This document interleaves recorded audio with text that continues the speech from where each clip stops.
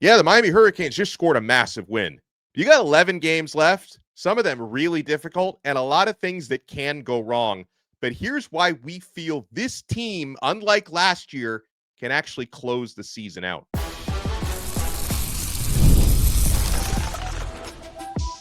You are Locked On Canes, your daily podcast on the Miami Hurricanes, part of the Locked On Podcast Network, your team every day. I am Alex Donno, University of Miami alumnus, co-host of Locked On ACC and host of Postgame on the Hurricanes Radio Network. And thank you so much to the everydayers for making Locked On Canes your first or your second listen today. We're available free wherever you get your podcasts, free on YouTube. We're part of the Locked On Podcast Network, your team every day. In our jubilation the past few days about Miami's big 27-24 victory over Notre Dame, we've gotten a lot of comments from, YouTube viewers and social media viewers. And you're not wrong when you say, hey, a lot of season left. Let's not get carried away. You're not wrong about that. And we're joined here by the postcast king, our man Gries, Jim Grieshaber, who did an awesome job holding it down right after that win. And so, listen, Gries, I take it 1 week at a time. And how can we not be thrilled with the way Miami looked against Notre Dame? But it is also true, the tough schedule, a lot of opportunities to fail moving forward. But I think my three main points on why I strongly believe this team is different from the one that started 9-0 and finished 10-3 last year. Number one, I think there's a lot of self-awareness about what went wrong last year. AKHEEM MESIDOR, we covered it preseason. Where's that enough t-shirt? And he explained enough of this whole narrative about Miami can't close out games, close out seasons, etc. So they understand the task ahead of them. More importantly, I believe the team is significantly deeper than it was last year, which is going to help you late in the year when players, inevitably are going to get banged up and your depth is going to be tested. Miami's more equipped for that. And then third for me, Gries, is we saw in full effect on Sunday night, this team has a defensive identity under Corey Heatherman. They swarm to the football. They play physical. Obviously, maintaining that for 12-plus games is what we need to see. But I believe this team has those three things that last year's team did not have. It has those things, Alex. And yes, it was so much fun after that game. I mean, beating Notre Dame like that in a game like this, the number one watched game of the whole entire weekend on the opening weekend of college football, right? And think of the games we had this past weekend. You're talking about what? It was Texas and Ohio State. Texas, Ohio State did get more viewers than ours. That was the only one that did. No. I guess we read different things because I read that ours had 10.6 million and it was the most watched game of the weekend. Yeah, it did. But somebody, there was you probably saw this on X. Somebody put out the wrong stat. It was like the number one on like the ABC ESPN family, but the Texas Ohio State game did get more, but that was the only one that did. All right, well, Arch Manning's feeling a little bit like Carson Beck felt last year, I guess, then, early on. But I think that when you look at the Miami Notre Dame, the sizzle around it, it's the old school. So all the guys our age are going to remember it, and all the young kids coming up, they're going to feel it, because you want to be a part of something as a football fan. That's the biggest thing about being a football fan is you feel like you're a part of something. I'll never forget that first time I took the Metro rail up from Coral Gables. I think it was September 3rd or 4th, 1994, Alex. It was the game we set the 58-game home win streak record against Georgia Southern. Sure. Unfortunately, I was there the next home game when we lost to Washington. But the crowd, the feeling, the buzz, the sold-out atmosphere, Carson Beck, what's he going to look like after the injury? And, how's he going to do against that pressure of Notre Dame? And I think somebody, I don't remember who, maybe someone said Miami was better on both sides of the line of scrimmage before the game, and it ended up being true. But one thing I want to say about MESIDOR, okay, he can talk, he can wear those shirts all he wants, because I've been thinking and I've been racking my brain trying to figure out when we've had a better pair of defensive ends than these two guys, than BAIN and MESIDOR. I mean, I think Kenny Holmes and Kennard Lang. I think back to Walters and McDougal and Cornelius Green and all those guys on those. Got to go way back. Winning teams. You got to go way back to even if you can even find a tandem better than this pair. And those two guys are one of the biggest reasons why Miami won this last game, right, Alex? But the other thing is the poise, the leadership of Carson Beck. the most impressive thing to me about that entire game, and believe me, we can talk all day about the things the defense needs to work on with Corey Heatherton. So many guys wide open. A better quarterback would have picked us apart and probably won that game, I would say. But there's so much to build on here.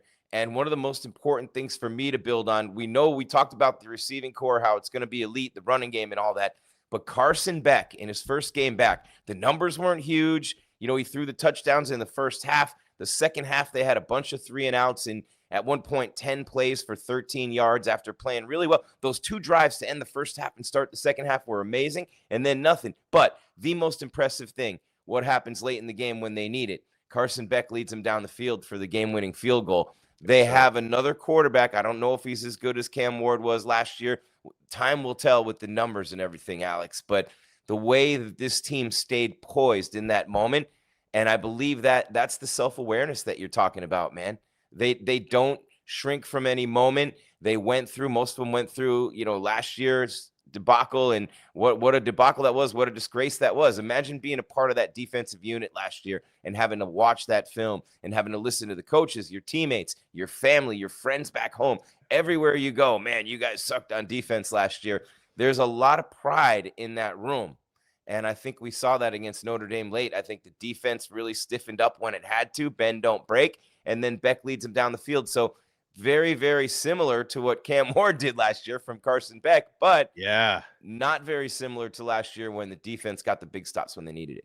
Yeah, and like when Shannon Dawson was explaining why, they called all those running plays at the end of the game, he brought up part of it was he knows if you give a minute to our defense with Notre Dame not having any timeouts, he trusted that the D could do what they did. He sees them in practice every single day. So that's a big part of it. I mean, are you with me, Gries, on this idea that obviously they have 11 plus more games to prove it, but I am of the strong belief that this team is not susceptible to failing and fading at the end of the year like last year's team was. I don't think so. And let's be clear. The offense didn't fade. The defense did, right? The offense didn't fade last year. Fair. And I don't think this offense is going to do anything but get better, honestly speaking. Yeah. I think Carson Beck is really still just learning the receiving core. I think the coaching staff doesn't really, or at least it looked to me like they've had a hard time with the running back room. You know what I mean? You think Fletcher's going to be the starter, missed a practice. Lyle, I don't know what's going to happen there, Alex. And I think someone's really got to emerge as the guy. The whole thing by committee is great to spell a guy here and there, but you still need your main guy. You know what I mean? And I think they've got to determine who that is. But I love the receiver room. I love Daniels, his first touchdown since Liberty. What a catch that was. Carson Beck just winging it up there off his back foot. And then after the game, Beck says, hey, he tells me all the time, just throw it up, I'll get it. And how about Toney? The emergence of Toney as a freshman in that game, that's why I love these games. That's why I love the spotlight. And I can't say enough how incredible it is, Alex, as a grown man sitting here at 53 years old to watch 18, 19. It never ceases to amaze me. It's one thing when the NFL guys do it, but when a kid like Toney just comes out of nowhere in a game being watched by more than 10 million people, kid's a freshman, doesn't even know any better. He dominated that first half, and Notre Dame had no idea what hit him. You could tell they didn't even know about him barely before the game. They didn't game plan for him at all, and then all of a sudden he's killing them. They have to put their best shutdown corner on him, opens up the other side, completely messes up their defense.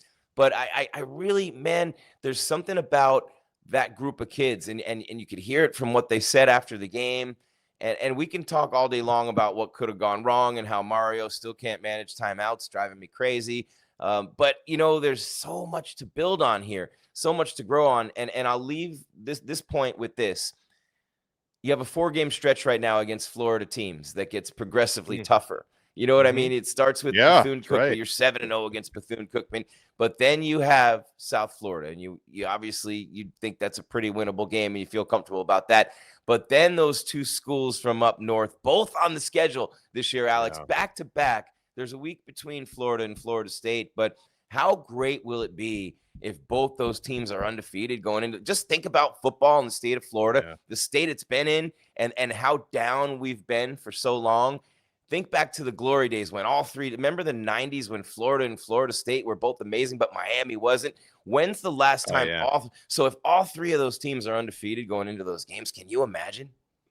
Yeah, and I think for Florida State, I think there's a really good shot because they don't have a super tough game between ours, Florida between does. our game, but Florida's got to go to Baton Rouge. But you know what? If Florida beats LSU in Baton Rouge the week before our game, College Game Day is going to be in South Florida for that one. And if that doesn't happen, but Miami versus Florida State are both undefeated, then College Game Day is going to be in Tallahassee when Miami Maybe goes both. there.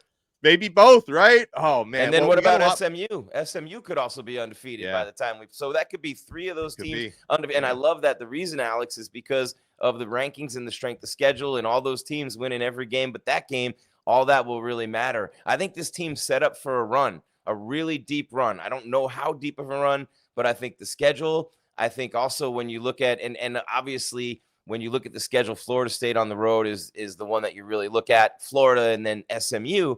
But with those teams, if they're all undefeated when we beat them, who's going to keep Miami out of the playoffs, even with one loss? Right. No, 1,000%. Well, of course, Miami has a game tomorrow against what's going to be a physically outmatched opponent. But I want to pick Gries's brain on what he wants to see from the Hurricanes and what he hopes to be talking about on the postcast show right after. You want to keep it locked right here. We're not done yet on this brand new episode of Locked On Canes. Folks, we're not done yet. In fact, we're only getting started with game time. I'm looking right now, day before the game. You can get tickets to Miami versus Bethune-Cookman starting at $5. You're not going to find deals like that anywhere else. The game is almost officially a sellout, by the way, but you can get $5 tickets on game time. I love college football, the tailgates, the rivalries, the energy in the stands. There's nothing like it. But let's be real. Actually getting tickets can sometimes feel like more of a battle than the game itself. Endless queues, hidden fees, prices jumping at checkout. But that's why I use Game Time, the app that gives the advantage back to the fans. The easiest way to score last-minute tickets at the best prices with no surprise fees. What you see is what you pay. Folks, it's faster, cheaper, and less stressful than any other way I've ever bought tickets. So take the guesswork out of buying college football tickets with Game Time. Download the Game Time app, create an account, and use code LOCKEDONCOLLEGE for $20 off your first purchase. Terms apply. Again, that's promo code LOCKEDONCOLLEGE for $20 off. Swipe, tap, ticket, go. Download Game Time today. We're also proudly brought to you by Upside. Locked On Canes listeners, are you still paying full price for gas? Stop leaving money behind. Get real cash back every time you fill up with the free Upside app. Simply download the free Upside app in the App Store or Google Play right now and start earning cash at the pump today. Use my limited time promo code FOOTBALL and get an extra 25 cents back per gallon on your first fill up. You can make up to $300 a year just from buying the gas you already needed. At first, I thought it was too good to be true, but it's totally legit. Real people are getting paid just to make their daily commutes, and you can too. Plus, you can cash out anytime to your bank account, PayPal, or an e-gift card for Amazon and other brands. Don't let this offer drive on by. Download the free Upside app now using my limited time promo code FOOTBALL for a limited time 25-cent per gallon bonus. That's promo code FOOTBALL. Offers vary by user and location. Go to upside.com for full terms and conditions. Thank you so much for making Locked On Canes your first listen. And make sure right after the game, right after that thing is done on Saturday night, you check out Gries on the Locked On Canes postcast. He's going to be on our YouTube and audio podcasting channel, breaking down everything that happened. All right, Gries. So, there's no spread for this game. So there's not even a number that Miami is favored by. What do you want to see? And obviously, keeping in mind, of course, the number one goal for a game like this is no injuries. But outside of that, what are you looking for from Miami against the Bethune-Cookman Wildcats tomorrow? Well, obviously, Miami's undefeated all time against Bethune-Cookman, Alex. They're 7-0. They've won every game by at least 28 points. And, it's interesting is Bethune-Cookman scored first in 4 out of 7 of those games. And I think that's hilarious. That's something I just learned. Okay. That's for the sharps out there, Alex. You know what I mean? Yeah. But man, it's and like you said, there's no line on it. So it's going to be interesting. You know, Raymond Woody Jr., he's a good coach. Mario likes him. Brandon Washington, former Hurricane. Shout out to Brandon. He's on the He's staff. one of the offensive linemen. He's the offensive line coach actually for that team. And real quick, Alex, I just want to say, circling back, because we have to give the fans the info. One thing about Locked On Canes with Alex Donno, you get the 411. I mean, nobody's better at giving you the news, that just tying everything together. So we have to go back for 1 second, Alex. I talked about Kennard Lang and Kenny Holmes as the defensive end tandems. Well, I love, obviously, who doesn't love ChatGPT? How about Joe Jackson and John Garvin? And then how about Bill Hawkins and Danny Stubbs? All the way back. Remember Danny Stubbs had the all-time sack record?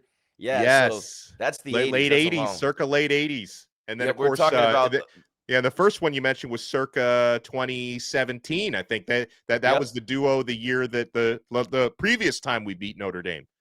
Yep, and the Sackmaster doing his thing. But so I had to circle back and give the fans Locked On Canes the information because they're always thirsty for more, and they're spoiled because of you, Alex. So, all right, back to and you know what? I'll give you one that might have been, and this was only like 4 or 5 years ago. Had it not been for players opting out from COVID, we could have had Greg Rousseau and Jalen Phillips as a tandem. Oh. Because they actually were in the same draft, but they didn't play together because See what I'm talking about? This is the spoiling. Yeah, this is what I'm talking about. Greg Rousseau opted out because like players were basically given like, hey, you don't have to when COVID was a thing, like you don't have to play this year. Greg Rousseau opted out. Jalen Phillips had his breakout year, and Phillips missed the year before with injury. So can you imagine if those two had actually played together? That would have been insane. So there we go. The best info you could find anywhere. Locked On Canes with Alex Donno. But that's we're talking about the best defensive end tandem in Miami Hurricanes history because we talked about BAIN and MESIDOR, and literally those guys are the reason defensively anyway why the Miami Hurricanes beat Notre Dame. I mean, that pressure coming off the edge. They were meeting at the quarterback, CJ Carr, especially the later in the game in that last drive. You're not going to completely shut down a great team like Notre Dame, and they showed as the game went on.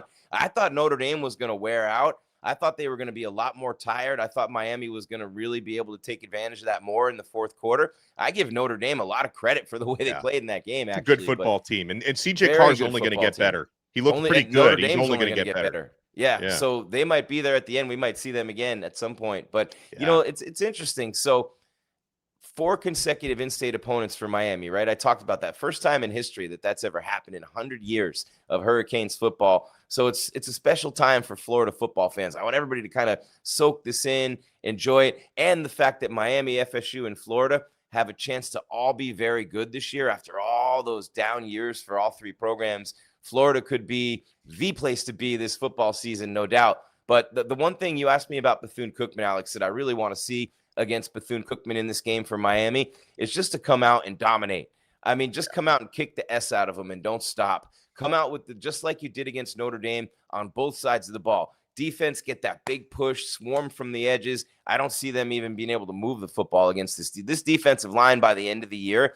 Guys like, I think Moten, I love Moten. I think this defensive line is going to be so great by the end of this year. It might be maybe some stiff competition between those two lines. Which one's the better unit, the offensive line or the defensive line? But I want to see Miami come out and smash them in the mouth, Alex. I want to see a huge rushing game. Remember, we didn't see that until maybe week 6 or 7 last year, a huge rush. I want to see defense score. I want to see special teams score. We didn't get much of that, if any, last year. I really want to see all phases just go out, smash this team in the mouth, but play that electric brand of football that has the whole house buzzing, that has the whole country watching, flying to the football. I love, that 4-2-5, those 5 guys flying all over the field. We saw a couple of holes in that coverage here and there, but I love it, man. I don't feel like I've seen guys flying around the field on defense like that, especially the DBs, in a long time. And with an extra DB out there all the time in the 4-2-5, to me, that's fun to watch. So I want to see domination at the line of scrimmage. I want to see guys flying to the football, forcing turnovers, and I want to see a special teams touchdown. I'm not asking for much. You hit it so well. I don't have a whole lot to add to what you said because that was excellent. The only thing that I would add is something that I appreciate about Mario Cristobal's approach to a season is week by week, the depth chart is constantly like open, that every single time every one of these players touches the ball, it's an audition for playing time. It's an audition to move up, or, you know, if you're doing well, up the depth chart, or down the depth chart if you're not doing that well. And I would imagine Gries, in a game like this, we're going to see probably an extra few dozen players who didn't play against Notre Dame play this time around. So, you know, when we didn't really see a fourth true defensive tackle get in against Notre Dame. So if Dante Simpson, Artavius Jones, Dalen Russell get into this game, that's an audition for them to, you know, to get more trust and more playing time from the coaching staff moving forward. You know, the previous 2 seasons, we always seem to have like a true freshman running back break out and get opportunities. Lyle last year, Fletcher the year before. I would imagine Gerard Pringle, true freshman running back, is going to get into this game. So he's going to have an opportunity. You know, Chris Wheatley-Humphrey, second-year running back, same thing. He'll get his opportunities. Receivers like Chance Robinson and Nye Carr and Dalen Upshaw, who haven't played yet, are going to get their opportunities. So, yeah, I could go on and on, but I think for those guys, because, you know, Miami kept their rotation, you know, pretty thin against, you know, top 6 opponent that they played last week. You know, moving forward, there are going to be spots up for grabs, Gries. So I want all these extra players who get in to make the most of their audition. Yeah, and how about that jump in the rankings too? And, you know, there's that sense of pride, and you can just feel it, you know, from within. And I want to close at least, you know, on this with this point, Alex. And I love the buzz around the team. Did you say this week's almost a sellout? Yeah, there was as of Wednesday afternoon, there were only 11,000 unsold, or no, sorry, 1,100 unsold tickets, which, wow, that's Bethune-Cookman great. week's Good job, Hurricane fans. Good job, Hurricane fans. And I'll say this because I want to, this team has a chance to be really special. We were saying it last year, but those comeback wins, we knew it in the back of our minds, Alex. We talked about it off the air. You know, we just, it's, everybody was so fired up last year looking at Cam Ward and the offense and the receiving core and just video game numbers and lighting teams up and the big comebacks. But we knew in the back of our minds that, you know, the defense would not hold up. We knew that all year long. We saw it. The miraculous comebacks kept coming, and Cam Ward ended up being the number 1 pick because of it. But this team's very different. We talked about it a couple times already here on the show. This team has so much more depth, and you just mentioned so many more guys playing this weekend. Who's going to emerge and step up that we didn't see in the Notre Dame game? Who's going to be that next player to have that U on the side of his helmet, trying to hunt, obviously the NFL, but that NIL money and all those things? And even if you're not going to play a lot at Miami and you realize the writing's on the wall, you get into some games like this, you make some plays, you go somewhere else and have a heck of a career, right? So there's so much more at stake now. There's no such thing as garbage time anymore. And when those kids get on the field, there's so much more to play for than there's ever been. So I love it. But who's going to be the next to emerge in a locker room being led by Carson Beck? And I want to say this about him. His leadership on Sunday was impeccable. His leadership on Sunday was so impressive. You know, the numbers weren't huge. Some of the throws, the touchdown throws were risky throws, but it's a great team. You know, like Bruce Arians says, no risk it, no biscuit. But I love what Carson Beck said after this game, and so many of the things as a leader of this team with so many young guys, so many unproven players, Alex. He says, hey, this team is very internally driven, right? The offseason, we worked so hard for the whole entire season, not just Notre Dame, the first game. Very internally driven. He says, we're hungry. A lot of people with a lot of things to prove on this team, and humility is always a week away. But here's the part I love the most, okay? He said, I think that's what I'm really trying to stress to a lot of these guys is each and every week matters. So there's going to be no letdown. I'd expect Miami to come out huge in the first quarter and put a bunch of points on the board. Blowout city, get ready for USF, keep that train rolling, and then, you know, those 2 games coming up against those teams from up north. So it's going to be a lot of fun this week. I just think that Miami's going to come out and really just keep establishing dominance at the line of scrimmage. I think that's number 1.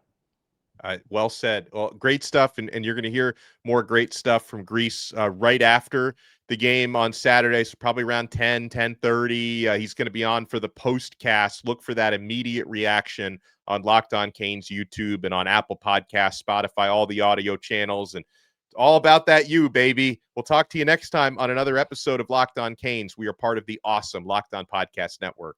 your team every day.